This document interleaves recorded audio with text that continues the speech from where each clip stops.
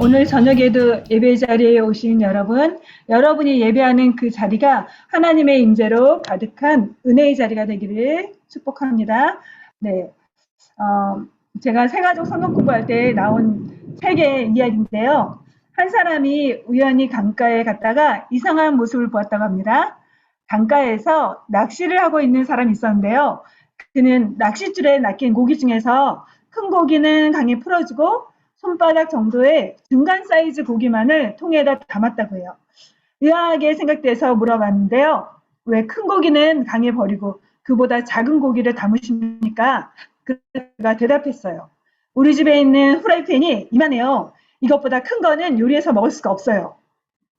성경을 배우다가 간혹 이해가 되지 않는 교리가 있을 거예요. 네, 처음 믿는 분들에게는 동정녀 탄생 교리나 죽은 자의 부활은 인간의 사고로 잘 이해가 되지 않는 교리죠.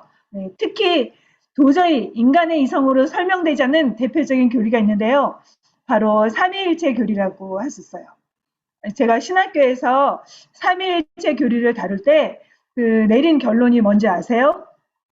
한 분인데 셋이고 세 분인데 하나라는 삼위일체 교리는요. 우리 인간의 머리로는 다 이해할 수 없다는 것이었어요. 우리가 하나님의 세계를 다 이해할 수 있을까요? 만약 우리 머리로 하나님이 다 설명된다면 더 이상 하나님이 아니다 라고 누군가 말했어요. 왜 그럴까요? 하나님은 우리보다 훨씬 크시기 때문이죠. 하나님은 우리와 비교할 수 없는, 아니 상상조차 할 수 없는 크신 분이세요. 그래서 우리는 하나님의 크기와 하나님의 세계를 다 담을 수도 없고 다 이해할 수도 없죠. 사실 우리가 이해할 수 없는 것들이 이 세상에는 많이 있어요. 우리는 아이들을 낳아봐서 잘 조금은 가슴에 와닿을 텐데요. 여자의 자궁 속에 있는 태아에게 영혼은 과연 언제부터 존재하게 될까? 또 자유의지를 행사하지 못하는 유아가 죽으면 어떻게 될까? 또 개인적으로 지나온 삶을 돌아보면요. 저는 그런 생각 가끔 들어요. 젊은 시절에 누군가를 갑자기 사랑해서 그렇게 믿고 의지하던 부모를 떠나 어떻게 피 한 방울 섞이지 않은 남자랑 한평생 같이 살겠다고 했는지, 네. 학교 다닐 때 선생님이 수학 공식 가르쳐 주면서 자주 해주셨던 말이 떠오릅니다. 예, 이해가 안 되면 외워라. 네, 여러분도 그런 얘기 들어보셨어요? 네. 여러분은 피타고라스의 법칙이 다 이해가 되셨나요? 또는 물리학의 열역학 법칙들이 다 이해가 되셨는지요? 어떤 원리들은 이해가 되지만 어떤 원리들은 이해가 되지 않았죠. 그럼에도 받아들였고요. 그러다가 나중에 지적으로 자라면서 이해가 된 내용들이 있었어요. 초등학교 들어가서 처음 1학년 때 산수의 기초인 덧셈과 뺄셈의 원리도 그 당시에 다 이해가 된 건 아니라 그저 받아들이는 차원이었던 것 같아요. 그러다가 나중에 수학의 원리가 사람과 사람들 사이에 약속에서 시작된다는 것을 알게 되고 지금 이해가 되죠. 예, 왜 하나를 일이라고 하는지 말이에요. 믿음을 갖는다는 건요. 내 수준의 논리 싸움을 내려놓고 하나님의 논리를 받아들이는 거예요. 오늘 말씀은 고린도 교회를 향해 주는 신앙의 중심 원리에 대한 겁니다. 먼저 고린도전서 배경에 대해서 간략하게 다루도록 하겠어요. 네, 저자는 누구일까요? 네, 잘 아시죠? 우리 이주희 집사님, 네, 사도 바울이죠. 바울은 3차에 걸쳐서 3번에 걸쳐서 전도 여행을 다녔어요. 그 중에 두 번째 전도 여행 중에 18개월 정도 고린도 지역에 머물면서 복음을 전했습니다. 그때 세워진 교회가 바로 고린도 교회예요. 네, 사도행전 18장에 나오는데요. 그리고 나서 바울은 3차 전도 여행으로 오늘날의 터키 지역에 있는 예베소 지역을 방문해요. 그곳에서 AD 55년경에 고린도 교회를 향해 보낸 첫 번째 편지가 바로 고린도전서예요.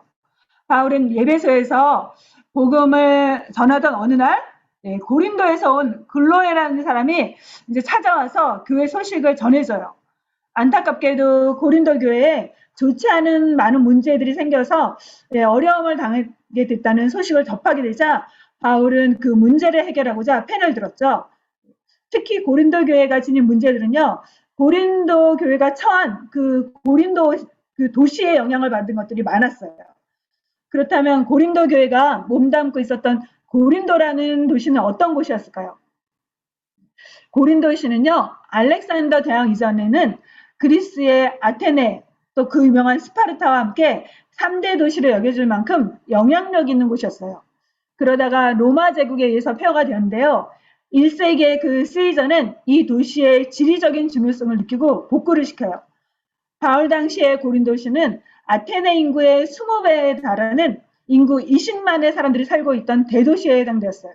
예, 20만 하면은 여기 휴스턴에 3만 명의 한인이 살고 있는데 대략 7배가 조금 안 되는 숫자죠. 네. 그리고 지중해 무역의 중심지였고요. 그래서 국제적인 신흥 항구 도시였어요. 고린도는요. 따라서 여러 지역에 다양한 사람들이 유입되었고요. 다양한 문물들의 교류도 빈번하게 이루어져서 다문화, 다민족 사회를 형성했습니다. 또 이 지역은 항구 도시였기 때문에요. 무역을 통해서 경제적인 부를 축적할 수 있었어요. 일리아드를 쓴 오디세이는 고린도를 풍요의 도시로 일컬었고요. 이곳 사람들은 물질적인 풍요 속에서 도박과 술을 즐겼습니다.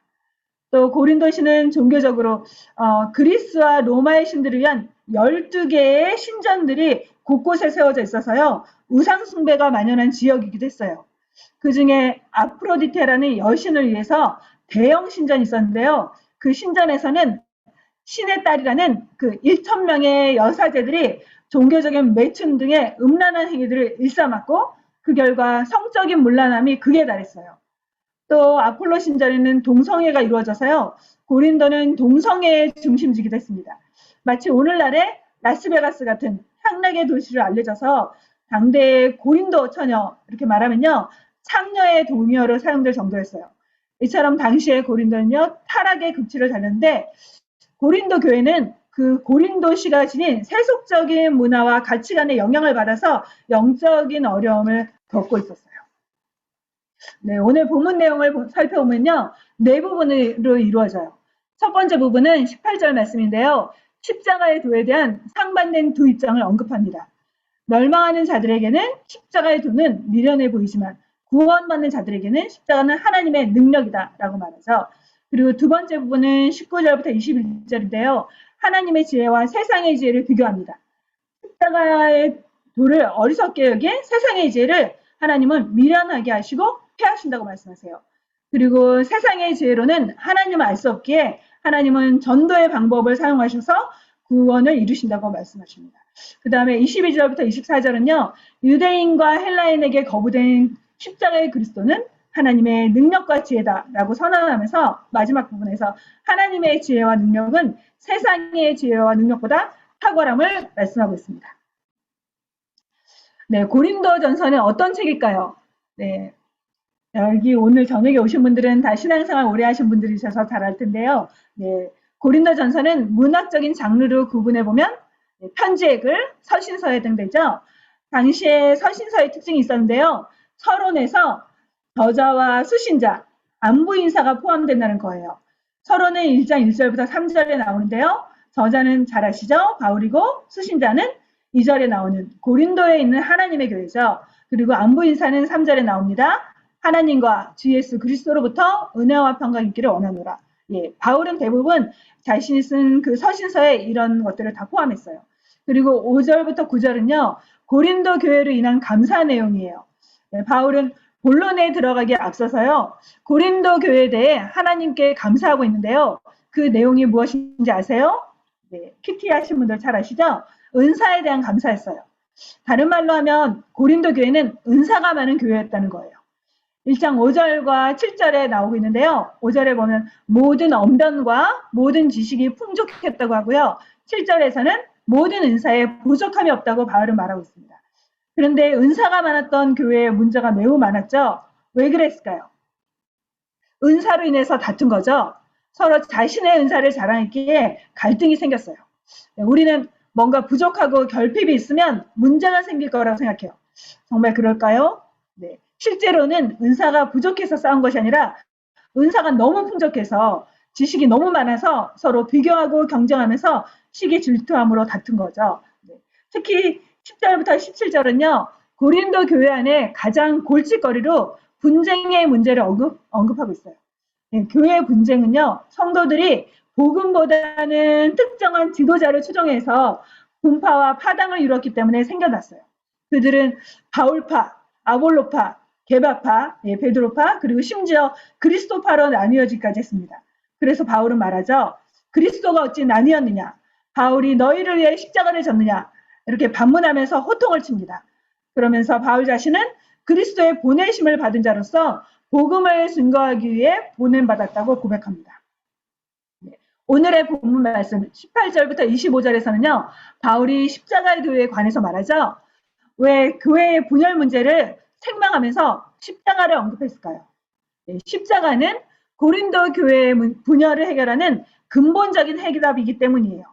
오늘 말씀은 문맥적으로 볼 때 분쟁 중에 있는 고린도 교회를 향해 책망하는 내용의 연속 부분입니다. 1장 10절에서 바울은 교회의 분열과 갈등에 대해 모두가 화합할 것, 즉 하나 될 것을 권면하고 있어요. 10절 말씀입니다. 네, 같이 읽겠습니다. 형제들아, 내가 우리 주 예수 그리스도의 이름으로 너희를 권하노니 모두가 같은 말을 하고 너희 가운데 분쟁이 없이 같은 마음과 같은 뜻으로 온전히 합하라. 성도들은 바울이 명령한 것처럼 과연 온전하게, 완전하게 마음과 생각이 하나 될 수 있을까요? 사실상 교회 안의 성도들은 모두가 다 다르죠. 하나 되기 쉽지 않아요. 성도들은 각기 살아온 방법이 다르고요. 성격과 기질도 다르죠. 취향과 적성뿐만이 아니라 또 지식과 교육 정도도 다르고 살아온 배경도 제각각이에요. 심지어 믿음의 정도도 다르고요. 영적인 체험도 다르고 은사도 다른데 연합하는 게 가능할까요? 다르다고 하나 될 수 없는 것은 아니죠. 곰곰이 생각해 보면요. 똑같은 게 이상한 거예요. 여러분 주변을 둘러보세요. 똑같은 외모에 똑같은 성격을 가진 존재는 아무도 없죠. 사실 한 가정에서 태어난 쌍둥이들도 외모는 비슷하지만 저녁 예배에 우리 원식 집사님 오셨죠. 또 아침 예배인 정소영 집사님도 트윈이죠. 그렇게 외모는 비슷하지만 알고 보면 똑같지는 않죠.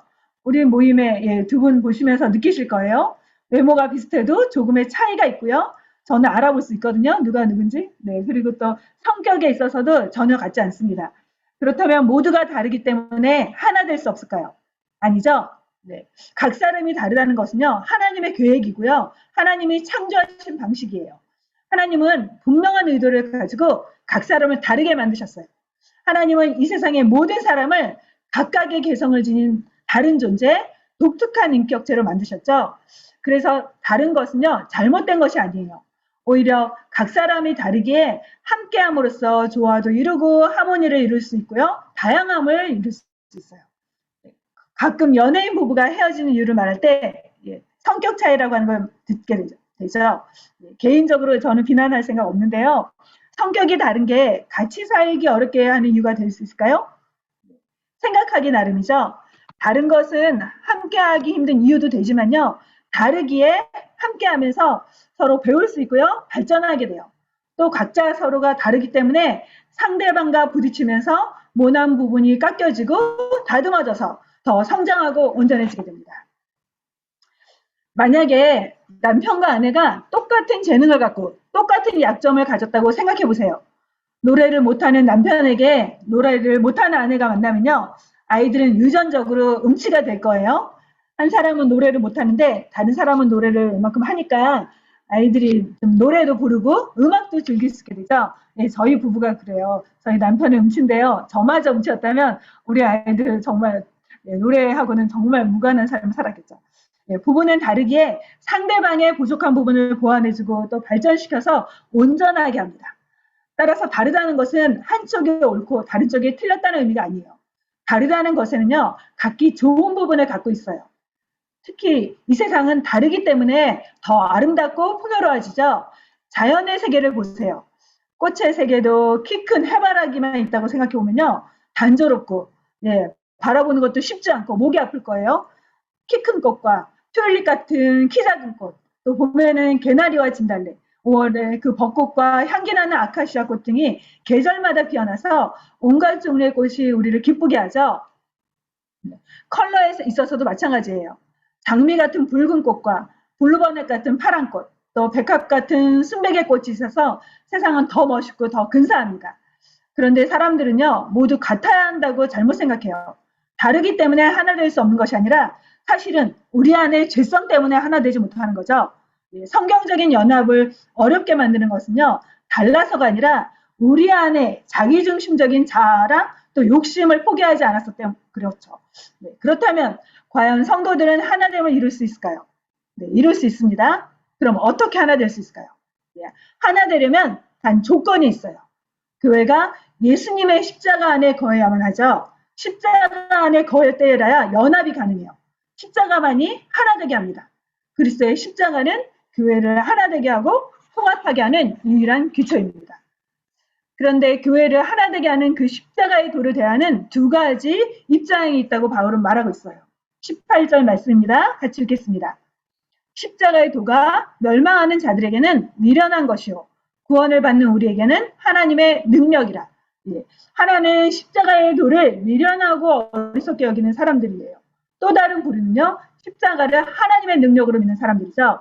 예, 이를 십자가 도의 이중성이라고 합니다. 받아들이는 사람에 따라서 십자가의 도는 어리석은 지식으로 취급되기도 하고요. 하나님의 능력으로 받아들이기도 하죠. 예, 즉 십자가의 도는 그것을 대하는 사람의 태도에 따라서 성격이 달라지는 이중적인 면이 있다는 거죠. 십자가의 도를 받아들이는 사람의 태도에 따라 정반대의 결과도 나타납니다.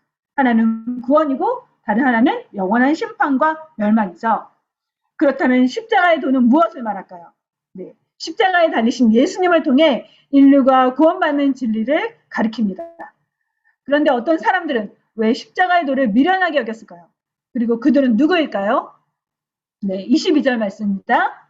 유대인은 표적을 구하고 헬라인은 지혜를 찾으나 바울은 십자가의 도를 어리석은 것으로 여긴 사람들로 헬라인들하고 유대인으로 나눠서 말하고 있어요. 그러면 헬라인들은 왜 십자가의 도를 어리석게 여겼을까요? 예, 먼저 헬라인들의 입장을 살펴보겠습니다.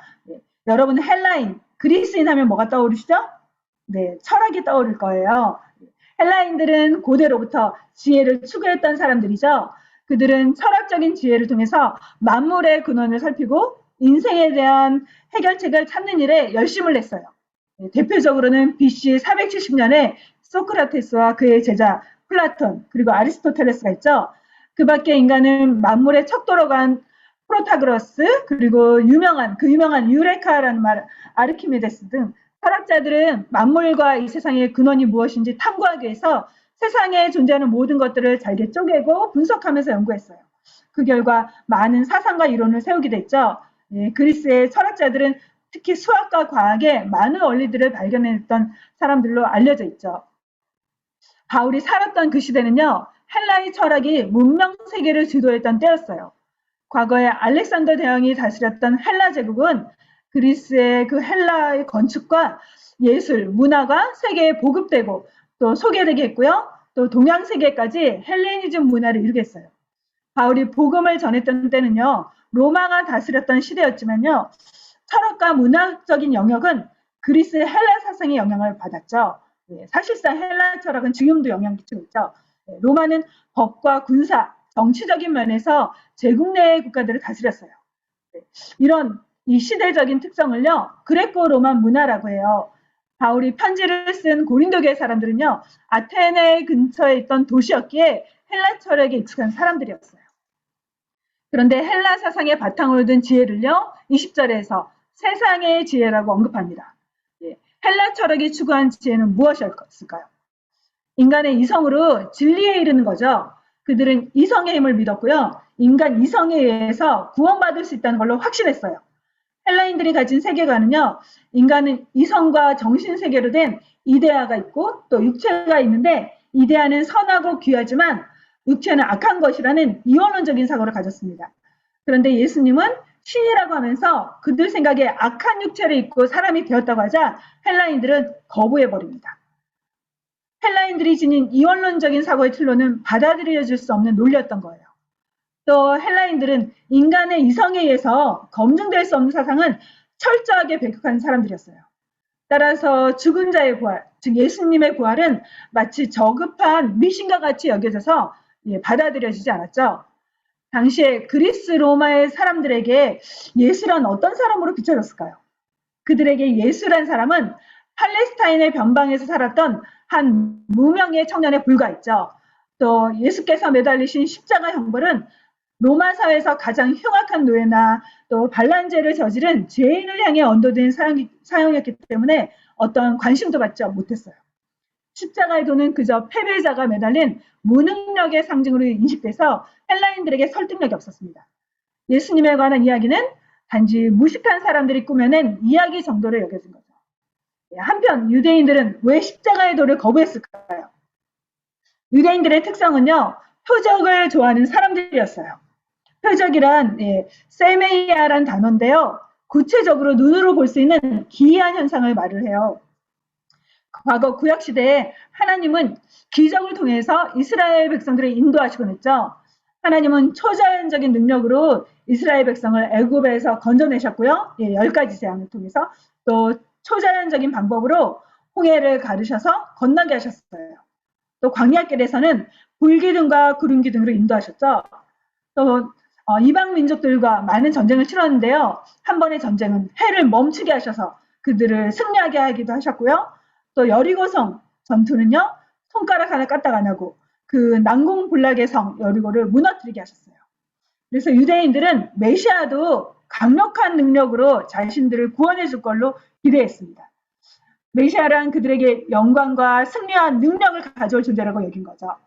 그래서 예수님께서 이 세상에 계실 때에 자주 예수님을 향해서 메시아됨의 표적을 보여주시고 요청하면서 기적을 원했죠. 오랜 세월 이방 민족에게 압제를 받고 또 지배를 받았던 유대인들은요. 속국에서 해방시킬 강력한 능력을 지닌 메시아가 하나님이 보내주신 메시아일 거라고 믿었던 거예요. 그런데 예수님께서 자신을 메시아라고 하시면서 십자가에 달리셨어요. 유대인들로서는 십자가에 죽으신 메시아는 받아들일 수가 없었던 거죠. 왜냐하면 신명기 21장 23절에 의하면요. 나무에 달린 자는 하나님께 저주를 받았다고 했기 때문이에요. 그래서 저주받은 십자가에서 하나님이 보내신 메시아가 죽었다는 십자가의 도를 거부한 거죠.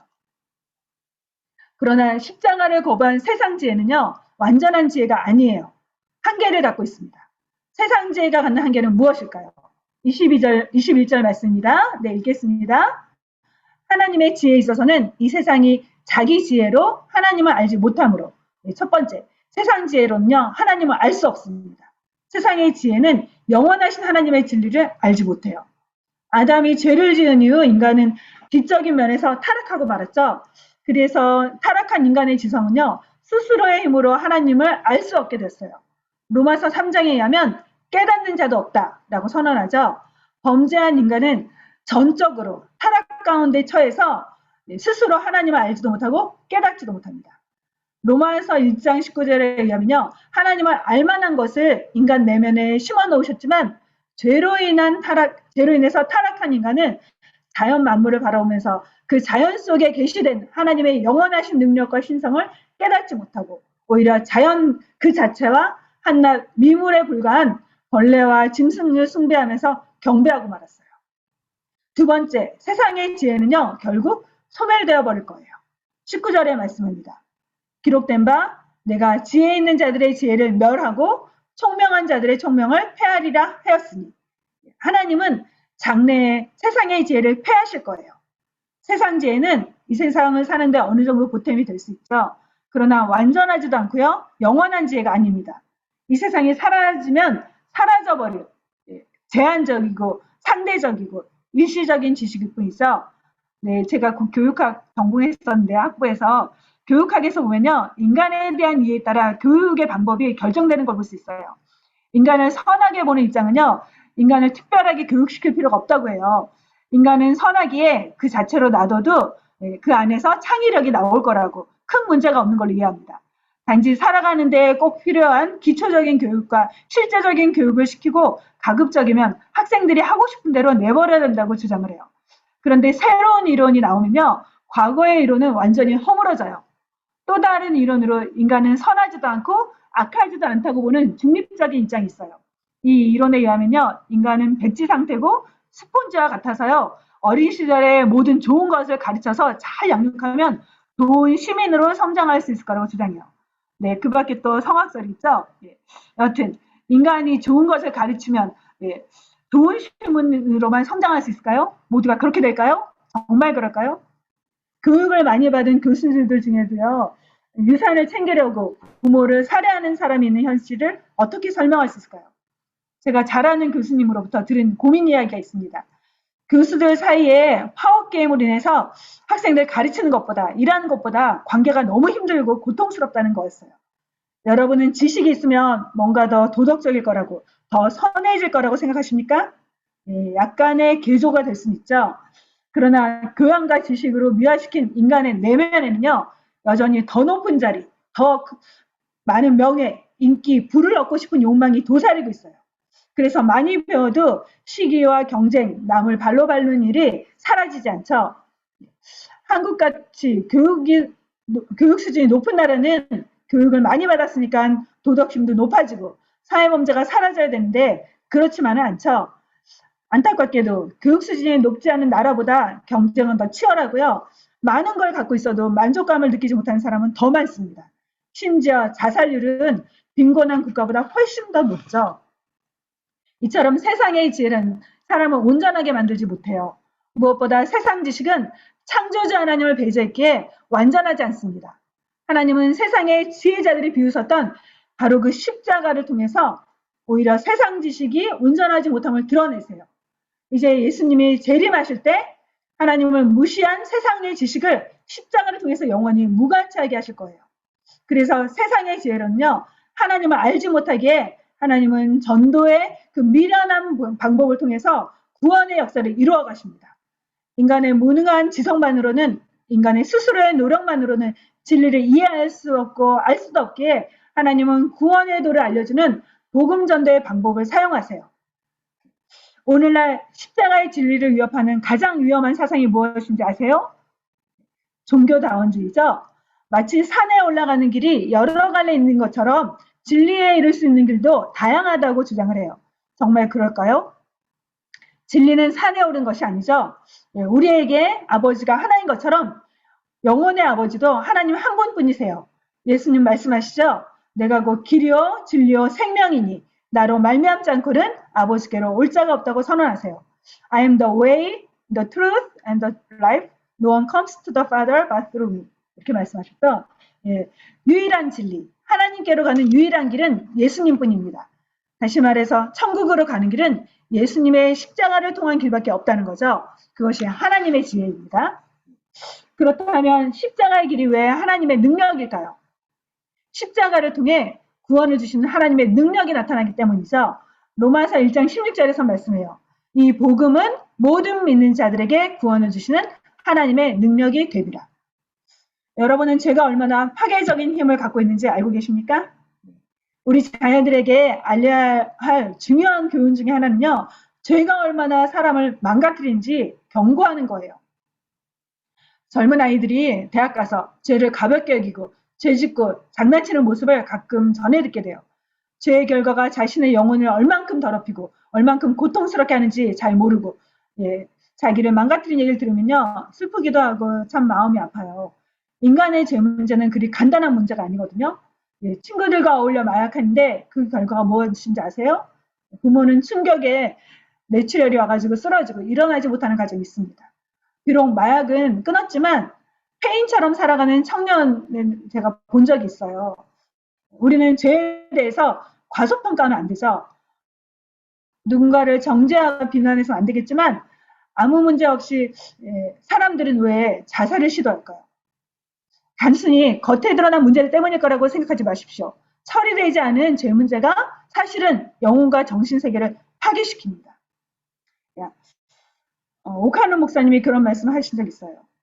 사람들을 건드리기만 해도 터져나오는 분노들, 또 이유 없이 찾아오는 우울한 감정들, 이유를 알 수 없는 자살 충동에는요, 분명히 죄 문제가 있다고요. 물론 직접적으로 죄 때문에 자살 충동을 갖는 것은 아니에요. 모든 분노가 다 죄 때문만도 아니죠. 그러나 회개하지 않은 죄가 내면에서 언젠가 폭발해서 사람들을 파괴시키는 결과를 가져올 수 있다고 합니다. 여러분은 사람들이 겪는 문제들이 단순히 사람을 지식적으로 잘 교육시켜서 개화시킨다고 또는 상담을 많이 받게 한다고 해서 해결될 거라고 생각하세요? 아니죠. 마약 중독 치료를 받고 교육을 받아도 중독에서 빠져나오지 못한 사람들이 많이 있습니다. 근본적으로 사람이 변하지 않으면 문제는 해결되지 않아요. 사람이 변화되려면 죄 문제를 처리해야만 해요. 죄는 그리 가벼운 것이 아닙니다. 이 세상 곳곳에 해결되지 않은 많은 문제들, 예를 들면 가정에서의 학대, 또 학교의 폭력들, 인종 간의 갈등과 증오들, 또 지금 전쟁이 일어난데요. 민족과 민족 사이의 전쟁들, 세계에서 벌어지는 끔찍한 사건들 뒤에는요. 죄가 도사리고 있죠. 그런데 죄는 저절로 사라지거나 해결되지 않습니다. 죄를 근본적으로 해결하려고 하나님은 바로 예수님을 이 세상에 보내셨고 십자가에 죽게 하셨죠. 십자가는 과거나 현재나 변함없이 인류의 죄를 해결할 수 있는 유일하고도 완전한 해답입니다. 여러분은 예수님의 십자가에 나타난 하나님의 사랑이 무엇인지 아십니까? 어느 가정에 거짓말을 반복하는 아이가 있었어요.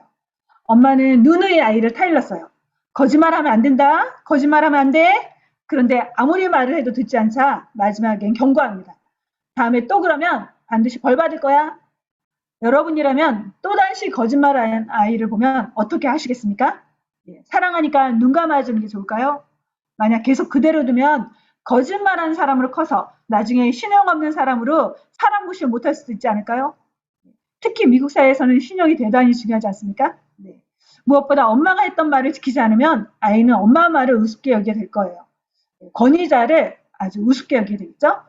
만약 진짜 자식을 사랑하고 위한다면 아이를 위해 벌을 받게 하는 것이 필요하죠. 하나님 앞에 사람들도 정말 많은 잘못을 반복해서 범했습니다. 우리도 돌아보면 욕심도 많이 부렸고 또 미워했고 또 하나님께 약속대로 살지 못한 적이 참 많죠. 우리가 하나님의 디렉션을 따라 바르게 행하지 못했기에 여러 번 우리한테 그러면 안 된다 하고 경고하셨어요. 그럼에도 변하지 않고 계속해서 고집스럽게 죄짓는 우리를 향해 하나님은 처벌하시려고 하세요. 그것이 바로 공의죠. 공의는 죄를 용납하지 못해요. 하나님은 거룩하시고 공의로우시기 때문에 죄에 대해서는 반드시 처벌하셔야만 합니다. 동시에 하나님은 사랑이시죠. 그래서 우리의 죄와 잘못에 대해 용서하길 원하세요. 만약 사랑한다고 죄 지은 사람에게 벌하지 않는다면 하나님의 공의는 무너지게 됩니다. 하나님은 더 이상 공의로운 분이 될 수 없죠. 반면에 공의를 행하고자 사람을 처벌하기만 한다면요. 사람들은 모두 심판을 받아 죽었을 거예요. 모두 감옥에 가야 됐을 거예요. 하나님의 형벌이 범죄한 우리 대신에 쏟아진 것이 바로 십자가죠. 예수님은 죄가 없으셨으나 범죄한 우리를 위해서 우리 대신해서 죄값을 치러주셨죠. 하나님의 공의와 사랑이 실현된 장소가 바로 십자가입니다. 전 여러분들에게 이런 일이 일어나지 않길 바라지만요. 상상해 보세요. 만약 내 자식이 교통사고를 내서요. 감옥에 갇혔다고 생각해 보세요. 자녀를 보석금을 내서 빼낼 수만 있다면 내가 갖고 있는 모든 것을 다 동원해서라도 빼내려고 하겠죠? 혹시 보석금이 너무 비싸면요. 집을 팔아서라도 석방시키려고 할 거예요. 네, 아빠들은 어떨지 모르겠지만요. 네. 만약 내게 가진 돈이 없다면요. 돈을 마련하기 위해서 내가 팔린다 할지라도 자녀를 석방하려고 할 겁니다.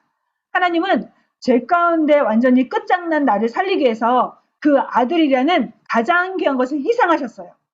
성경이 말하는 구원의 의미는요. 단순히 건져준다는 개념이 아니라 값을 지불하고 자유케 한다는 의미죠. 세상에서 가장 고귀한 사랑이 무엇인지 아십니까? 희생하는 사랑이죠. 부모님이 자신을 희생하면서 피땀 흘리면서 자녀를 양육했기에 그 사랑은 숭고하고 고귀하죠. 하나님도 가장 귀한 아들을 희생하셔서 자신의 사랑을 보여주셨어요. 십자가는 우리를 향한 하나님의 사랑을 확실하게 보여준 증거죠. 로마서 5장에서 말합니다. 우리가 아직 죄인 되었을 때 그리스도께서 우리를 위하여 죽으심으로 우리에 대한 자기의 사랑을 확증하셨습니다. 말씀하고 있습니다. 왜 한국교회는 세상에서 이렇게 비난을 받게 되었을까요?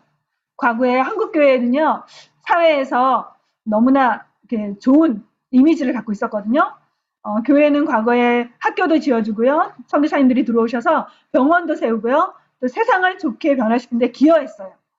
1970년대, 80년대 초반에도요, 많은 사람들이 교회에 가고 싶어 했고요, 또 교회가 세상에 선한 영향을 끼쳤습니다. 힘들게 살아가는 배고픈 사람들에게 무료로 식사도 제공하게 됐죠. 그런데 오늘날 왜 교회는 세상에서 비난을 받게 되었을까요? 하영조 목사님이 하신 말씀 중에 이런 말씀이 있었어요. 교회가 세상에서 비난받는 이유는 교회가 십자가를 놓쳤기 때문이다. 예, 교회는 많은 사역을 하고 있어요. 봉사도 하고 있고 또 예배도 드리고 있고 선교도 하고 있고 여러 가지 일을 하고 있지만 교회가 십자가를 놓쳤기 때문에 능력이 사라져 간다고 하셨어요. 기독교에 있어서 십자가는 무엇일까요? 그저 하나의 장식물도 아니고요. 상징물도 아닙니다. 십자가 자체를 미화시키는 것도 또 때로는 감상적으로 대하는 것도 참된 기독교는 아니죠. 십자가는 자기를 부인함으로써 영혼을 살리는 것이죠. 네, 제가 사역을 하면서 가장 큰 기쁨이 뭔지 아세요? 네, 사람들이 예수님 믿고 변화되는 모습을 지켜보는 것이었어요. 지금까지 횟수로 10년째 사역하면서 돌아보니까 거의 한 해도 빠짐없이 제자훈련과 초신자 성경 공부를 했던 것 같아요. 대부분 교회에 처음 나오신 분들에게 초신자 성경 공부를 통해서 복음을 전했고요. 그들 가운데 90% 이상, 대다수는 말씀을 통해 예수님을 알게 되면서 복음을 받아들였고 또 믿음의 확신을 갖게 됐습니다. 그렇게 된 원동력이 무엇이었냐면요. 십자가 복음의 능력을 믿었기 때문이죠. 제가 말을 잘해서도 아니고요. 설명을 잘하기 때문이 아니었어요. 십자가 복음이 그 자체로 구원을 주시는 하나님의 능력을 갖고 있기에 사람들이 변화될 수 있었죠. 십자가 복음은요. 개인을 변화시킬 뿐만 아니라 역사를 뒤바꾸는 복음이기도 해요. 복음은 개인적인 차원에서뿐만이 아니라 세계 역사의 중심축을 바꾸는 능력이 있습니다. 예, 미국은 독립전쟁을 할 때만 해도요. 힘이 없는 국가였어요. 하나님 안에서 하나됨을 꿈꿨던 이 나라는요. 돈에다가 여러분 잘 아시죠? In God we trust. 예, 그런 문구를 새기면서 하나님을 향한 믿음을 고백했어요. 또 청교도들은 하나님을 예배하고자 이 땅에 찾아와서 교회를 제일 먼저 지었죠. 그런 이 나라를 하나님은 세계 최강대국으로 만들어 주셔서 많은 나라들에게 기독교를 전하고 선교하는 나라로 쓰임받게 하셨어요. 예, 이런 일이 우연에 의해서 되었다고 생각하십니까? 십자가 복음은 개인과 국가를 변화시키는 능력이 있습니다. 팀 켈러의 왕의 십자가에 나온 이야기예요. 십자가 앞에서 삶이 송두리째 변한 한 사람이 있습니다. 그는 1700년에 독일에서 출생한 진젠도르프 백작이에요. 그는 매우 부유한 가정에서 태어나서 많은 물질을 소유했습니다. 그가 19세 되던 해에 디셀도르프라는 미술관을 방문하게 돼요. 젊은 청년 진젠도르프는요. 그곳에 걸린 한 그림을 보고 멈춰섭니다. 바로 예수님이 십자가에 매달린 그림이었어요. 그리고 그 그림을 한참 동안 바라보다가 생각에 잠겨요. 그 그림 밑에 화가가 쓴 글이 있었어요. 나는 널 위해 모든 걸 주었는데 너는 날 위해 무엇을 하려느냐. 그 물음 앞에 그는 무너져 내립니다. 그리고 평생 동안 자신의 전 재산을 아낌없이 주님을 위해 사용합니다. 독일의 그 모라비안 교회의 창립자이면서 지도자인 진젠도르프 백작은요. 선교 역사에 있어서 자주 언급되는 위대한 믿음의 사람으로 살아갔어요.